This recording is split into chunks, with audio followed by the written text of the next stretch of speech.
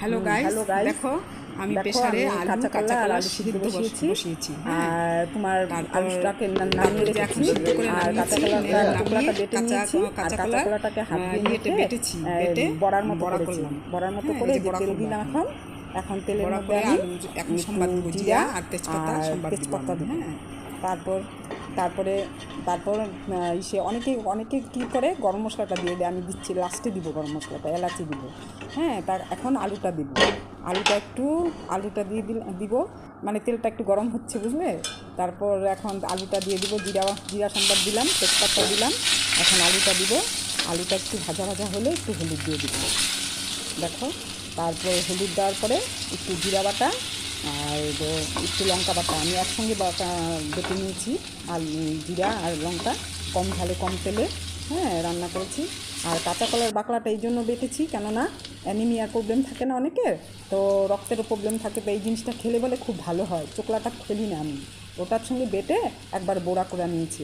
বড়া করে তারপর ওটাকে ঝোলের মধ্যে দিয়ে দেবো। হ্যাঁ, দেখো, তোমরা দেখতে থাকো। হ্যাঁ, এখন জিরে বাটা দিয়ে দেবো। অল্প মশলা দিয়েছি, বেশি মশলা না, পেটের জন্য খুব ভালো, এই জন্য আর কি। আর লাস্টে তোমরা ঘি গরম মশলা দিতে পারো, আমি দিয়েছি, দিলে খুব টেস্টি হয় আর কি। এই যে বড়া করছি, দেখো, বড়াগুলো একটু লাল লাল করে একটু ভাজবো। ভেজে তারপর ঝোলটা, আলুটা একটু সেদ্ধ হয়ে গেলে, আমি এমনি আলুটা সিদ্ধ করে নিয়েছি। হ্যাঁ, নিয়ে তারপর তোমরা বড়াটা দিয়ে দিতে পারো। বড়াটা ঝোলটা একটু হওয়ার আগে একটু বয়েল হলেই বড়াটা দিয়ে দিলে ভালো হয়। নাহলে যে কর্নফ্লাওয়ারটা দিয়েছি না, বড়া করেছি যে, ওটা অনেক সময় কী হয়, টেনে যায় জলটা, এই জন্য যে জলটা দিয়ে দিলাম। দেখো, এখন আমি বড়াটা দিয়ে দেবো, ঝোলটা দিয়ে, দেখতে থাকো তোমরা। তারপর এই যে দেখো, একটু সিদ্ধ হলে বড়াটা দিয়ে দেবো। এই যে এখন বড়াটা দিয়ে দেবো। তারপর তুমি নামাবো যখন, তখন একটু ঘি আর এলাচি দিয়ে দেবো। নুনটা একসঙ্গে দিয়ে দিয়েছি।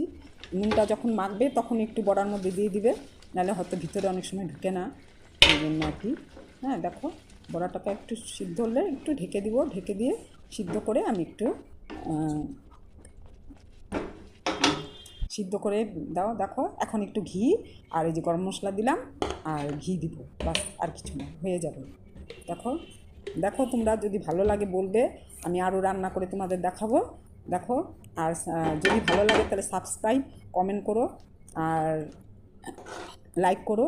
হ্যাঁ, আচ্ছা, ঠিক আছে, দেখো, থ্যাংক ইউ।